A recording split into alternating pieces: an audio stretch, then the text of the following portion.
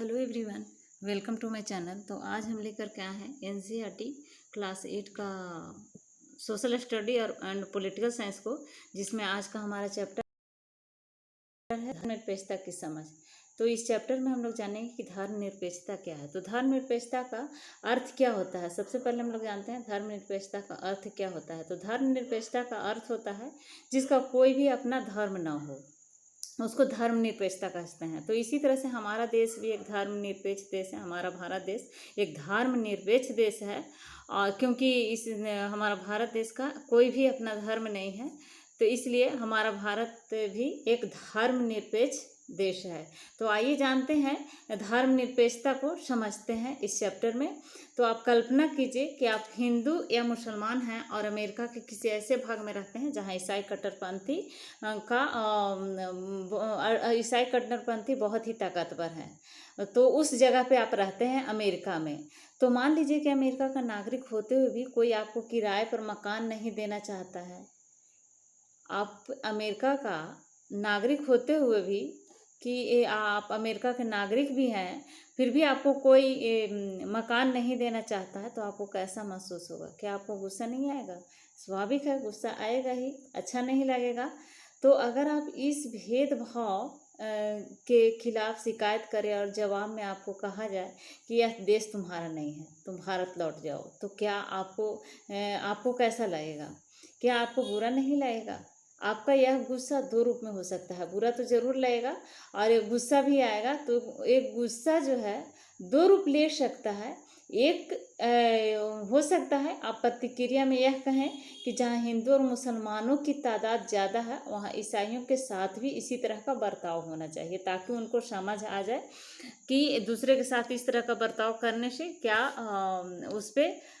उसको कैसा लगता है। तो इस प्रकार की प्रतिक्रिया आपके मन में आ सकता है। और दूसरी प्रतिक्रिया यह हो सकता है कि बदला लेने की प्रतिक्रिया हो सकता है, बदला लेने की भावना हो सकता है, या फिर आप यह राय बना सकते हैं कि सबको इंसाफ मिलनी चाहिए। तो इस प्रकार की प्रतिक्रिया हो सकती है। तो इस सोच के आधार पर आप संघर्ष का रास्ता चुनकर इस बात के लिए आवाज़ उठा सकते हैं कि धर्म और आस्था के आधार पर किसी के साथ भेदभाव नहीं होना चाहिए। अगर इस तरह का आपके मन के अंदर भाव उत्पन्न हो रहा है कि किसी के साथ भी नाइंसाफ नहीं होना चाहिए, तो आप यही सोचेंगे ना कि और इस तरह का आवाज़ भी उठाएंगे कि धर्म और आस्था के आधार पर किसी के साथ कोई भी प्रकार का भेदभाव नहीं होना चाहिए। तो यह सोच इस मान्यता पर आधारित है कि धर्म से संबंधित किसी भी तरह का वर्चस्व है, तभी तो इस प्रकार का होगा। कोई भी चाहे वह कोई भी धर्म हो, तो धर्म से संबंधित किसी भी तरह का वर्चस्व खत्म होनी चाहिए। और यही धर्मनिरपेक्षता का मूल मंत्र है। धर्मनिरपेक्षता का मूल मंत्र ये होना चाहिए कि राज्य का कोई भी धर्म नहीं होना चाहिए, राज्य का कोई भी अपना धर्म नहीं होना चाहिए। तो इस प्रकार का और इसी को हम धर्मनिरपेक्षता कहेंगे। तो इस चैप्टर में हम लोग डिटेल में आगे धर्मनिरपेक्षता क्या है इसको जानते हैं। और इतिहास में हमें धर्म के आधार पर भेदभाव, बेदखली और अत्याचार के अनेक उदाहरण मिलते हैं। शायद आपने पढ़ा होगा कि हिटलर ने जर्मनी में यहूदियों पर किस तरह से अत्याचार किया था। हिटलर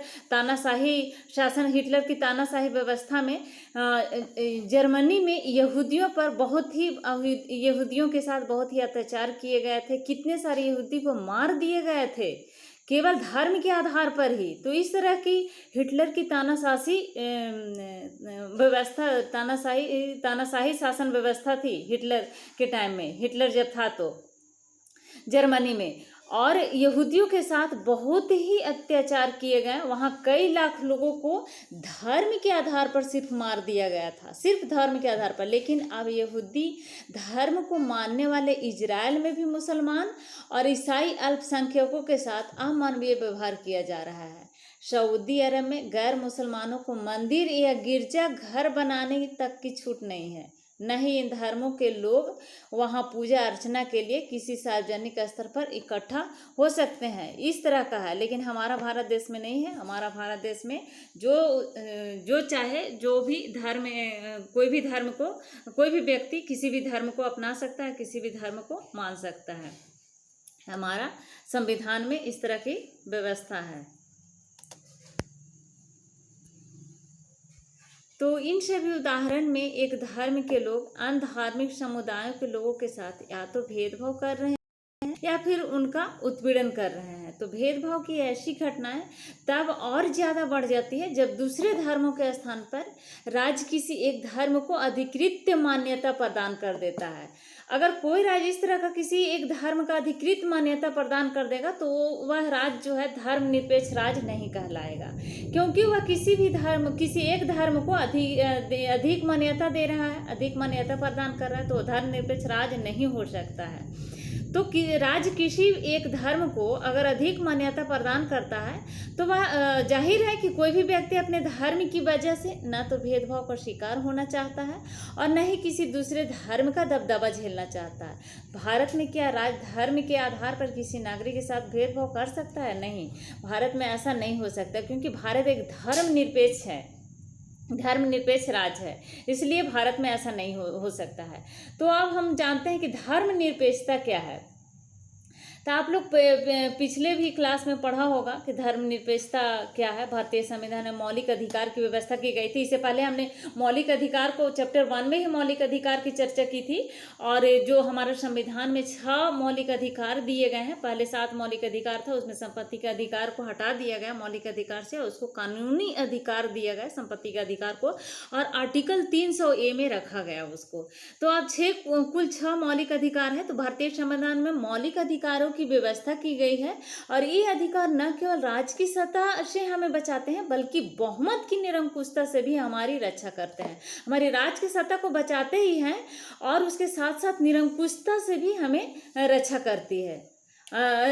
रक्षा निरंकुश भी न हो, तो इस प्रकार से निरंकुशता से भी हमारी रक्षा करती है, इस प्रकार का अधिकार, और राज्य की सत्ता से हमें बचाती है। तो भारतीय संविधान सभा को अपने धार्मिक विश्वासों और तौर तरीकों को अपनाने की पूरी छूट देता है। सबके लिए समान धार्मिक स्वतंत्रता के इस विचार को ध्यान में रखते हुए भारतीय राज्य ने धर्म और राज्य की शक्ति को एक दूसरे से अलग रखने की रणनीति बनाई है। धर्म और राज्य की शक्ति को एक दूसरे से अलग रखने की रणनीति बनाई है। धर्म को राज्य से अलग रखने की इसी अवधारणा को धर्मनिरपेक्ष कहा जाता है। तो हमारा भारत जो है धर्म को अपने से अलग रखा है, और इसीलिए हमारा देश भारत एक धर्मनिरपेक्ष राज्य है। तो धर्म को राज्य से अलग रखने की इसी अवधारणा को ही धर्मनिरपेक्षता कहा जाता है। तो हम आशा है आपने धर्मनिरपेक्षता को अच्छी तरह से समझ लिया होगा। भारतीय संविधान सभी को अपने धार्मिक विश्वासों और तौर तरीकों को अपनाने की पूरी छूट देता है। कोई भी आदमी कोई भी धर्म को मान सकता है। सबके लिए समान धार्मिक स्वतंत्रता की बात कही गई है हमारे संविधान में, और भारतीय राज्य ने इसीलिए हमारे भारतीय राज्य में धर्म और राज्य की शक्ति को एक दूसरे से अलग रखा गया है, अलग रखने की रणनीति बनाई गई है। अब नेक्स्ट टॉपिक है, धर्म को राज्य से अलग रखना महत्वपूर्ण क्यों है। तो धर्म को राज्य से अलग रखना क्यों महत्वपूर्ण है, तो आइए इसको जानते हैं कि धर्म को राज्य से अलग रखना क्यों महत्वपूर्ण है। तो जैसे कि हमने पीछे चर्चा की गई, अभी हम लोगों ने देखा कि धर्मनिरपेक्षता का सबसे महत्वपूर्ण पहलू है धर्म को राज्य सत्ता से अलग करना। अगर धर्म को राज्य सत्ता से अलग नहीं करेंगे तो इसको धर्मनिरपेक्षता कहेंगे ही नहीं, धर्मनिरपेक्षता हो ही नहीं सकता है। एक लोकतांत्रिक देश में यह बहुत जरूरी है, धर्म को राज्य से अलग रखना। एक लोकतांत्रिक देश में यह बहुत जरूरी है कि धर्म को राज्य से अलग रखे, तभी वह राज्य धर्मनिरपेक्ष हो सकता है। दुनिया के तकरीबन सारे देशों में एक से ज़्यादा धर्मों के लोग साथ साथ रहते हैं। जाहिर है हर देश में किसी एक धर्म के लोगों की संख्या ज़्यादा होगी, किसी भी कोई भी धर्म की लोगों की संख्या जरूर ज़्यादा होगी। तो अब अगर बहुमत वाले धर्म के लोग राज्य सत्ता में पहुंच जाते हैं तो उनका समूह दूसरे राज्यों के खिलाफ भेदभाव करने और उन्हें परेशान करने के लिए इस सत्ता और राज्य के आर्थिक संसाधनों का इस्तेमाल कर सकता है। अगर राज्य धर्म से अपने आप को अलग नहीं रखेगा तो कोई भी राज्य में जहाँ कोई भी धर्म को मानने वाले लोगों की संख्या बहुत ज़्यादा होगा, यानी उनका बहुमत ज़्यादा होगा, तो वे क्या करेंगे, कम अल्पसंख्यक कम धर्म के लोगों पर दबदबा बना कर रखेंगे उनके धर्मों के खिलाफ, और उनके साथ भेदभाव करेंगे, उनको परेशान करेंगे, सत्ता और राज के आर्थिक संसाधनों का इस्तेमाल कर सकता है। तो इस प्रकार से इसको ध्यान में रखते हुए हमारे संविधान में इसीलिए इसको राज्य से धर्म को अलग रखा गया है और इसकी अलग रखने की बात की गई है। तो बहुमत की इस निरंकुशता के चलते धार्मिक अल्पसंख्यकों के साथ भेदभाव नहीं हो सकता है। भेदभाव हो सकता है, बहुमत की अगर इस प्रकार का निरंकुशता रहे तो वहाँ धार्मिक अल्पसंख्यकों के साथ भेदभाव हो सकता है, उनके साथ जोर जबरदस्ती भी हो सकती है, यहाँ तक कि कई बार उनकी हत्या भी कर दी जाती है। तो बहुमत चाहे तो अल्पसंख्यकों को उनके बहुमत अगर चाहे तो अल्पसंख्यकों को उनके धर्म के अनुसार जीने से रोक सकता है और उन पे क्योंकि उनका दबदबा रहेगा। बहुमत जिसकी जो धर्म कोई भी धर्म को मानने वाले के लोगों की संख्या कोई भी राज्य में अगर अधिक रहेगा तो अल्पसंख्यक लोग पर उनका दबदबा बनेगा और उनको उनके धर्म के अनुसार जीने से रोक सकता है। धर्म के आधार पर किसी भी तरह का भेदभाव उन अधिकारों का उल्लंघन है जो एक लोकतांत्रिक समाज किसी भी धर्म का मानने वाले अपने प्रत्येक नागरिक को प्रदान करता है। एक लोकतांत्रिक समाज में क्या होता है, एक लोकतांत्रिक समाज में किसी भी धर्म को मान्यता नहीं दिया गया है, तभी वह लोकतांत्रिक समाज हो सकता है। तो लोकतांत्रिक समाज में किसी भी धर्म को मानने वाले अपने प्रत्येक नागरिक को प्रदान करता है, किसी भी धर्म को मान सकता है। लिहाजा बहुमत की निरंकुशता और उसके कारण मौलिक अधिकारों का हनन वह अहम कारण है जिसके चलते लोकतांत्रिक समाजों में राज्य और धर्म को अलग अलग रखना इतना महत्वपूर्ण माना जाता है। तो अभी आप लोगों ने समझ लिया होगा कि राज्य को धर्म से अलग रखना क्यों जरूरी है, क्यों महत्वपूर्ण है धर्म को राज्य से अलग रखना। तो यही कारण है कि धर्म को राज्य से अलग रखा गया है, क्योंकि बहुमत कोई भी धर्म कोई एक धर्म को मानने वाले लोगों की संख्या अगर अधिक है तो अल्पसंख्यकों पर धर्म के जो लोग होंगे उन पे बहुमत धर्म वाले लोगों के द्वारा उन पे निरंकुशता लगाया जा सकता है और उन पे दबदबा बनाया जा सकता है। उनको अपने धर्म के अनुसार जीने के लिए, अपने धर्म को मानने के लिए उनको बाध्य किया जा सकता है और कभी कभी तो उनको हत्या भी कर दी जाती है। तो इस तरह की समस्या पैदा ना हो इसलिए इसको धर्म को राज्य से अलग रखना बहुत ही महत्वपूर्ण माना जाता है। लोकतांत्रिक समाज में धर्म को राज्य से अलग रखने का एक महत्वपूर्ण कारण यह है कि हमें लोगों के धार्मिक चुनाव के आधार पर अधिकार की रक्षा करनी चाहिए। लोकतांत्रिक समाज में धर्म को राज्य से अलग रखने का एक महत्वपूर्ण कारण यह भी है कि हमें लोगों के धार्मिक चुनाव के अधिकार की रक्षा करनी चाहिए। इसका अर्थ यह है कि देश के किसी भी व्यक्ति को एक धर्म से निकलने और दूसरे धर्म को अपनाने या धार्मिक उपदेशों की अलग ढंग से व्याख्या करने की स्वतंत्रता देती है। आप अगर कोई भी धर्म को मानते हैं, अब उस धर्म को आपको नहीं मानना है, नहीं मानने की इच्छा है तो आप नहीं मान सकते। आप दूसरे धर्म को आपको मानने की इच्छा है, अपनाने की इच्छा है तो आप दूसरे धर्म को अपना सकते हैं। इस तरह की स्वतंत्रता की बात कही गई है हमारे संविधान में। तो आइए इस बात को अच्छी तरह से समझने के लिए अच्छी तरह से समझते हैं और इसको छुआछूत की प्रथा पर विचार करते हैं इसको अच्छी तरह से समझने के लिए। तो संभव है आपको हिंदुओं के बीच प्रचलित यह प्रथा अच्छी न लगती हो, इसका मतलब यह है कि आप इसे बदलने की कोशिश भी करेंगे। लेकिन अगर राज्य की सत्ता ऐसे हिंदुओं के हाथ में है जो छुआछूत को सही मानते हैं कुछ लोग ऐसे हैं कि जो छुआछूत को सही मानते हैं और कुछ लोग ऐसे हैं कि छुआछूत के मानते ही नहीं हैं। तो अगर छुआछूत के मानने वाले लोगों के हाथ में सत्ता आ जाए तो क्या आप आसानी से इस प्रथा को बदल पाएंगे? बिल्कुल भी नहीं। वो तो चाहेंगे भी नहीं कि इस प्रथा को बदला जाए। तो अगर आप प्रभुत्वशाली धार्मिक समुदाय के सदस्य हैं तो भी आपको अपने समुदाय के ही दूसरे लोगों की ओर से भारी विरोध का सामना करना पड़ सकता है। आप अगर इसका धार्मिक समुदाय के सदस्य हैं तो भी आपको अपने समुदाय के ही दूसरे लोगों की ओर से भारी विरोध का सामना करना पड़ सकता है, क्योंकि आपको इस तरह का जो धार्मिक समुदाय के सदस्य होंगे आपको इस तरह के आप अगर इस तरह के इसको बदलने की भी छुआछूत का जो प्रथा है उसको बदलने की भी कोशिश करेंगे तो वे ऐसा होना नहीं देंगे, इस प्रकार के नहीं होने देंगे। तो राज सत्ता पर नियंत्रण रखने वाले ऐसे सदस्य कहेंगे कि हिंदुत्व की केवल एक ही व्याख्या होती है और वह उसकी कोई भी व्याख्या करने का तुम्हें कोई अधिकार नहीं है। इस तरह के छुआछूत को मानने वाले लोग इस तरह का बात कहेंगे।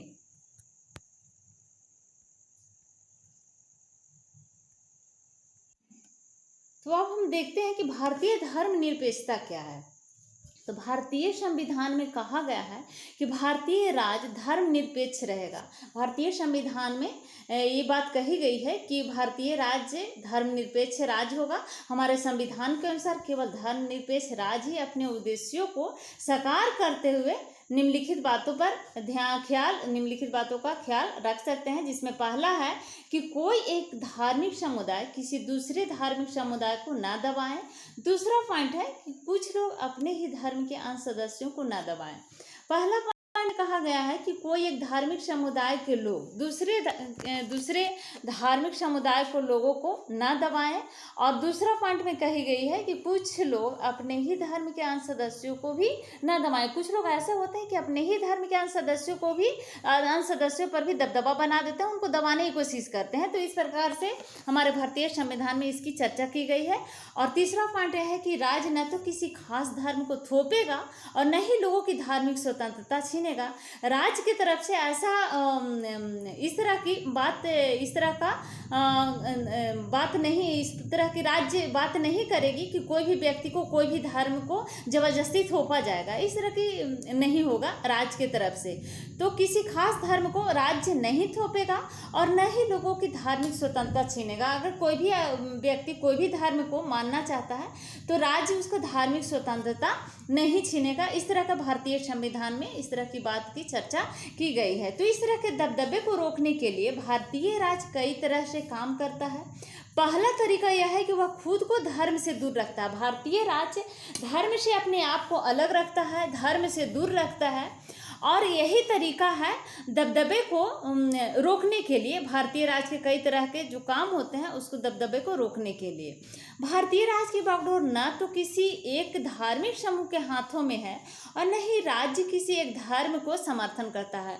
भारतीय राज्य न तो किसी एक धर्म को समर्थन करता है और न ही किसी एक धार्मिक समूह के हाथों में है इसका बागडोर। भारतीय राज्य की सत्ता, भारतीय राज्य की बागडोर किसी एक धार्मिक समूह के हाथों में नहीं है और न ही राज्य किसी एक धर्म को समर्थन देता है। तो भारत में कचहरी, थाने, सरकारी विद्यालय और दफ्तर जैसे सरकारी संस्थाओं में किसी खास धर्म को प्रोत्साहन देने या फिर उसका प्रदर्शन करने की अपेक्षा नहीं की जा सकती है।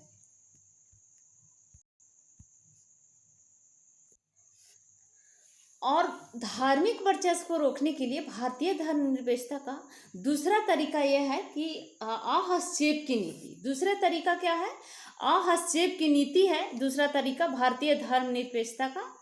दूसरा तरीका हस्तक्षेप की नीति जो धार्मिक वर्चस्व को रोक सके।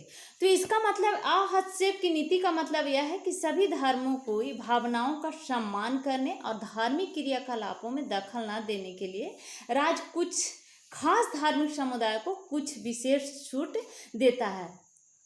सभी धर्मों को भावनाओं का सम्मान करने, हमारा राज्य सभी धर्म के भावनाओं के लोगों को या भावनाओं को सम्मान करने करता है और धार्मिक क्रियाकलापों में कोई भी खास धर्म के क्रियाकलापों में दखल ना देता है। तो नहीं दखल दे और न ही न ही सभी धर्मों की भावनाओं का सम्मान और धार्मिक क्रियाकलापों में दखल ना देने के लिए राज्य कुछ खास धार्मिक समुदाय को कुछ विशेष छूट देता है। तो आइए हस्तक्षेप की नीति को समझने के लिए इस जो फिगर दिया गया है उसको देखते हैं। इस फिगर में दिया गया है एक सिख समुदाय का व्यक्ति है और एक जिसका नाम है परमजीत, और वह हेलमेट नहीं पहना हुआ है और इसको हेलमेट नहीं पहनने का इसमें चर्चा कर रहा है कि अरे तुम्हारे पास हेलमेट तो है ना, दिल्ली में सबको हेलमेट पहनना पड़ता है, यही कानून है, फिर तुमने हेलमेट क्यों नहीं पहना, जुर्माना भरने का बड़ा शौक है क्या?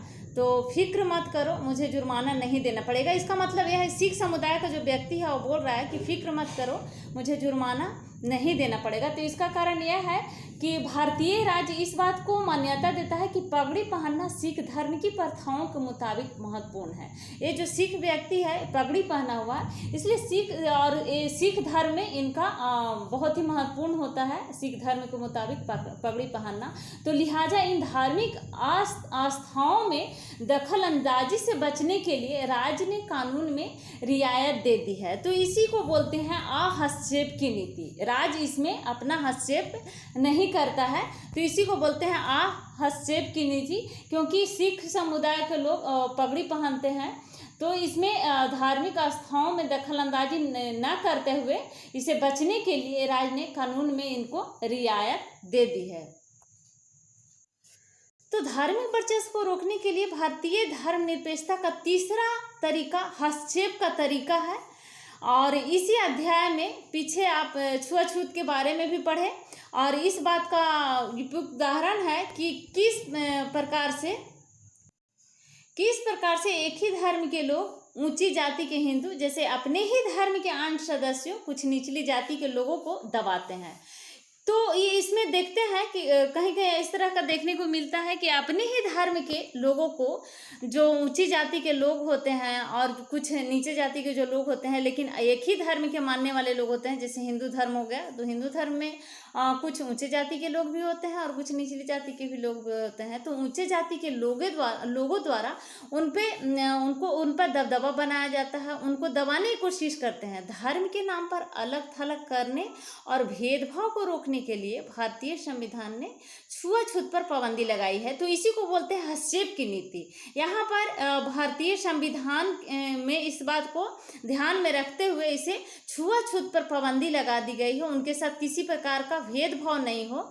तो इसको भेदभाव को रोकने के लिए हमारा भारतीय संविधान में छुआछूत पर पाबंदी लगा दी है। और इस उदाहरण से राज्य धर्म के नाम पर अलग थलग करने और भेदभाव को बढ़ावा देने वाली उस प्रथा को खत्म करने के लिए धर्म में हस्तक्षेप कर रहा है। तो इसको बोलते हैं हस्तक्षेप की नीति, क्योंकि यहाँ पर धर्म में हस्तक्षेप कर रहा है। इसका हस्तक्षेप करने का कारण यह है कि किसी भी कोई एक नीचे जाति के लोगों को अगर ऊंची जाति के लोगों द्वारा उन पे दबदबा बनाया जाता है, उन पे भेदभाव किया जाता है, उनको अलग थलग करने की कोशिश की जाती है, तो यहाँ पर राज्य जो है हस्तक्षेप की नीति अपनाती है ताकि उनके साथ किसी प्रकार का भेदभाव नहीं हो, भेदभाव को बढ़ावा नहीं मिले। और उस प्रथा को खत्म करने के लिए धर्म में हस्तक्षेप कर रहा है, जो निचली जातियों के लोगों के मौलिक अधिकारों का हनन होता है। अगर किसी भी व्यक्ति का मौलिक अधिकारों का हनन होता है या फिर कोई किसी भी समाज का मौलिक अधिकारों का अगर हनन होता है, तो राज्य यहाँ पर हस्तक्षेप की नीति अपनाती है, हस्तक्षेप करती है। तो इसी को बोलते हैं हस्तक्षेप। राज्यों द्वारा हस्तक्षेप किया जाता है ताकि निचली जाति के लोगों को के साथ किसी प्रकार का भेदभाव नहीं हो, क्योंकि वे उनका मौलिक अधिकार का हनन किया जाता है ऊंचे जाति के लोगों के द्वारा। और क्योंकि वे इसी देश के नागरिक हैं और इसी तरह माँ बाप की संपत्ति में बराबर हिस्से के अधिकार का सम्मान करने के लिए राज्य को समुदाय के धर्म पर आधारित निजी स्कूलों में भी हस्तक्षेप करना पड़ सकता है। तो राज्य का हस्तक्षेप सहायक रूप से भी हो सकता है। और भारतीय संविधान धार्मिक समुदाय को अपने स्कूल और कॉलेज खोलने का अधिकार देता है। अगर कोई भी समुदाय अपने धर्म को शिक्षा देने के लिए अपना स्कूल या अपना स्कूल खोल सकता है, इस प्रकार की बात कही गई है हमारे संविधान में। गैर प्राथमिकता के आधार पर राज्य ने उसे सीमित आर्थिक सहायता भी राज्य के द्वारा मिलती है। भारतीय धर्मनिरपेक्षता दूसरे लोकतांत्रिक देशों की धर्मनिरपेक्षता से किस प्रकार से अलग है, आगे देखेंगे इसको। तो देखते हैं कि ऊपर दिए गए तीनों उद्देश्य दुनिया के अन्य धर्मनिरपेक्ष लोकतांत्रिक देशों के संविधान में दिए गए उद्देश्य से मिलते जुलते हैं। अमेरिकी संविधान में हुए पहले संविधान संशोधन के जरिए विधायिका को ऐसे कानून बनाने से रोक दिया गया जो धार्मिक संस्थान का पक्ष लेते हैं। यानी ऐसा संस्थान को रोका गया कानून से जो धार्मिक संस्थान को पक्ष लेते हैं। तो धार्मिक स्वतंत्रता को रोकते हैं और जो धार्मिक स्वतंत्रता को रोकते हैं, तो इसका मतलब यह है कि विधायिका किसी भी धर्म को राजकीय धर्म घोषित नहीं कर सकती है। विधायिका जो है कोई भी धर्म को राजकीय धर्म घोषित नहीं कर सकती है। अगर राज्य धर्म घोषित कर देगा किसी भी धर्म को, तो वह राज्य धर्मनिरपेक्ष राज्य नहीं कहलाएगा, धर्मनिरपेक्ष राज्य नहीं हो सकता, न ही विधायिका। और दूसरी बात यह है कि विधायिका न ही किसी एक धर्म को ज़्यादा प्राथमिकता दे सकती है। कोई भी एक धर्म को ज़्यादा प्राथमिकता नहीं दे सकती है विधायिका, और न ही राजकीय धर्म घोषित कर सकती है। संयुक्त राज्य अमेरिका में राज्य और धर्म के पृथक्करण का मतलब है कि राज्य और धर्म दोनों ही एक दूसरे के मामले में किसी तरह का दखल नहीं दे सकते हैं। राज्य और धर्म दोनों को इस मामले से अलग रखा गया है। न ही राज्य और न ही धर्म दोनों इसमें एक दूसरे के मामले में दखलंदाजी नहीं दे सकते हैं। इस प्रकार की व्यवस्था अमेरिका के राज्य में किया गया है। तो शायद आप समझ गए होंगे कि भारतीय धर्मनिरपेक्षता और अमेरिकी धर्मनिरपेक्षता के बीच एक अहम फर्क है। ऐसा इसलिए है कि अमेरिकी धर्मनिरपेक्षता में धर्म और राज्य के बीच स्पष्ट अलगाव के विपरीत भारतीय धर्मनिरपेक्षता में राज्य को धार्मिक मामलों में हस्तक्षेप करने की छूट दी गई है। तो आपने अभी ऊपर में पढ़ा कि राज्य जो है किस प्रकार से छुआछूत को खत्म करने के लिए हस्तक्षेप की नीति अपनाता है, हस्तक्षेप करता है, हिंदू धार्मिक क्रियाकलापों में हस्तक्षेप करता है। भारतीय धर्मनिरपेक्षता में राज्य धर्म से अलग तो है, लेकिन धर्म से उसका फासला सैद्धांतिक है। इसका मतलब यह है कि संविधान में दिए गए आदर्शों के आधार पर राज्य किसी भी धर्म के मामलों में हस्तक्षेप कर सकता है, और ये आदर्श व कसौटी मुहैया कराते हैं जिसके जरिए इस बारे में फैसला लिया जा सकता है कि हमारा राज्य धर्मनिरपेक्ष सिद्धांतों के अनुरूप काम कर रहा है या नहीं। धर्मनिरपेक्ष में तब राज्य हस्तक्षेप करती है जब किसी भी समुदाय का मौलिक अधिकार का हनन होता है। तो किसी भी समुदाय का अगर मौलिक अधिकार का हनन होता है तो उस समय राज्य हमारे भारतीय संविधान में इस तरह की रणनीति अपनाई गई है कि राज्य उस समय में उस परिस्थिति में हस्तक्षेप की नीति अपना सकता है, क्योंककि किसी भी एक समुदाय के साथ उनको मौलिक अधिकारों का हनन हो रहा है। तो इस परिस्थिति में राज्य धर्म में हस्तक्षेप की नीति अपनाता है, और इस नीति के जरिए इस बारे में फैसला लिया जा सकता है कि हमारा राज्य धर्मनिरपेक्ष सिद्धांतों के अनुरूप काम कर रही है या फिर नहीं काम कर रही है। तो भारतीय राज्य धर्मनिरपेक्ष है और धार्मिक वर्चस्व को रोकने के लिए कई तरह से काम करता है। भारतीय राज्य तो धर्मनिरपेक्ष है ही और कई तरह से काम करता भी है, और भारतीय संविधान अपने नागरिकों को मौलिक अधिकारों का आश्वासन देता है। जो मौलिक अधिकार की बात कही गई हमारे भारतीय संविधान में, जो 6 मौलिक अधिकार दिए गए हैं, तो भारतीय संविधान अपने नागरिकों को मौलिक अधिकार का आश्वासन भी तो देता है। तो ये मूलभूत अधिकार इन धर्मनिरपेक्ष सिद्धांतों पर आधारित है। तो धर्मनिरपेक्ष जो सिद्धांत है वो उसी पर भी मौलिक अधिकार भी इन्हीं सिद्धांतों पर आधारित है, लेकिन इसका यह मतलब नहीं कि भारतीय समाज में इन अधिकारों का उल्लंघन बंद हो गया है, बल्कि वास्तव में ऐसे उल्लंघनों की वजह से ही हमारे सामने संवैधानिक व्यवस्था की जरूरत बनी हुई है। इस तरह के अधिकारों के होने का ज्ञान हमें इन अधिकारों के उल्लंघन के प्रति संवेदनशील बनाता है। जब कभी ऐसा होता है तो हमें इसके खिलाफ सही कदम उठाने की क्षमता भी उसी से मिलती है। तो अमेरिका के पहले संविधान संशोधन के जरिए अमेरिका में विधायकों को ऐसे कानून बनाने से रोक दिया गया है जो धार्मिक संस्थानों को पक्ष लेते हों या फिर धार्मिक स्वतंत्रता को रोकते हों। तो इसका मतलब यह है कि विधायिका किसी भी धर्म को राजकीय धर्म घोषित नहीं कर सकती है, न ही विधायिका किसी धर्म को ज़्यादा प्राथमिकता दे सकती है। तो संयुक्त राज्य अमेरिका में और राज्य और धर्म के पृथक्करण का मतलब है कि राज्य और धर्म दोनों ही एक दूसरे के मामले में किसी तरह का दखल नहीं दे सकते हैं, न ही राज्य और न ही धर्म, तो दोनों एक दूसरे के मामले में दखल नहीं दे सकते हैं। तो और लेकिन हमारे भारतीय संविधान जो है भारतीय धर्मनिरपेक्षता और अमेरिकी धर्मनिरपेक्षता के बीच एक अहम फ़र्क है। तो आपने समझ ही लिया होगा कि अमेरिकी धर्मनिरपेक्षता में ये है अमेरिकी धर्मनिरपेक्षता कि इसमें न ही धर्म और न ही राज्य, दोनों एक दूसरे के मामले में, दोनों एक दूसरे के कार्यों में दखल अंदाजी नहीं दे सकता है। लेकिन हमारा भारत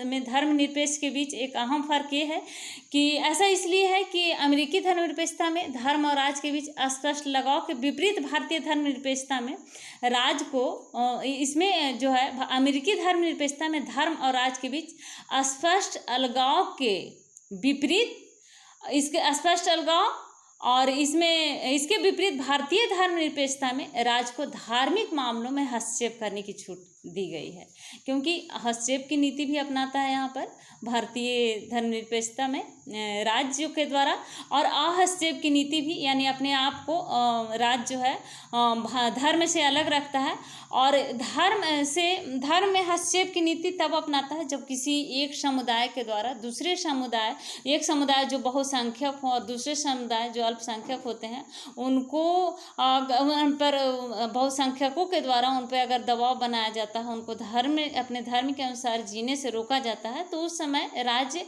वहाँ पर हस्तक्षेप की नीति अपनाती है। और वहाँ पर देखा जाता है कि जब किसी एक समुदाय को मौलिक अधिकार का हनन हो रहा है तो वहाँ पर हस्तक्षेप की नीति अपनाई जाती है राज्यों के द्वारा। और इस मामले में इसको हम कह सकते हैं कि भारतीय और अमेरिकी धर्मनिरपेक्षता में फ़र्क है। तो संविधान ने छुआछूत को खत्म करने के लिए हिंदू धार्मिक क्रियाकलापों में हस्तक्षेप किया, और भारतीय धर्मनिरपेक्षता में राज धर्म से अलग तो है लेकिन धर्म से उसका फासला सैद्धांतिक है। इसका मतलब यह है कि संविधान में दिए गए आदर्शों के आधार पर राज्य किसी भी धर्म के मामलों में हस्तक्षेप कर सकता है। तो ये आदर्श वह कसौटी मुहैया कराते हैं जिसके जरिए इस बारे में फैसला लिया जा सकता है कि हमारा राज्य धर्मनिरपेक्ष सिद्धांतों के अनुरूप काम कर रहा है या फिर नहीं। तो भारतीय धर्मनिरपेक्ष है और धार्मिक वर्चस्व को रोकने के लिए कई तरह से काम करता है। भारतीय संविधान अपने नागरिकों को मौलिक अधिकारों का आश्वासन देता है। ये मूलभूत अधिकार इन धर्मनिरपेक्ष सिद्धांतों पर आधारित है, लेकिन इसका यह मतलब नहीं कि भारतीय समाज में इन अधिकारों का उल्लंघन बंद हो गया है, बल्कि वास्तव में ऐसे उल्लंघनों की वजह से ही हमारे सामने संवैधानिक व्यवस्था की जरूरत बनी हुई है। तो इस तरह से अधिकारों को होने का ज्ञान हमें इन अधिकारों को उल्लंघन के प्रति संवेदनशील बनाता है। जब कभी ऐसा होता है तो हमें इसके खिलाफ सही कदम उठाने की क्षमता भी उसी से मिलती है। तो धर्मनिरपेक्ष क्या है और धर्मनिरपेक्षता क्यों महत्वपूर्ण है राज्यों के लिए, राज्य के लिए, किसी भी देश के लिए, किसी भी राष्ट्र के लिए। और धर्मनिरपेक्ष से कोई भी राज्य जो है अपने आप को, कोई भी राज्य को धर्म से अलग रखना क्यों ज़रूरी होता है, तो इसके बारे में इस चैप्टर में हम लोगों ने पढ़ा। और धर्मनिरपेक्षता क्या है इसको समझा, अमेरिकी धर्मनिरपेक्षता और भारतीय धर्मनिरपेक्षता में क्या फ़र्क है इसको भी हम लोगों ने समझा। तो अगर अभी तक आपने मेरे चैनल को सब्सक्राइब नहीं किया है तो प्लीज़ मेरे चैनल को सब्सक्राइब करें, लाइक करें एंड शेयर करें। Thank you.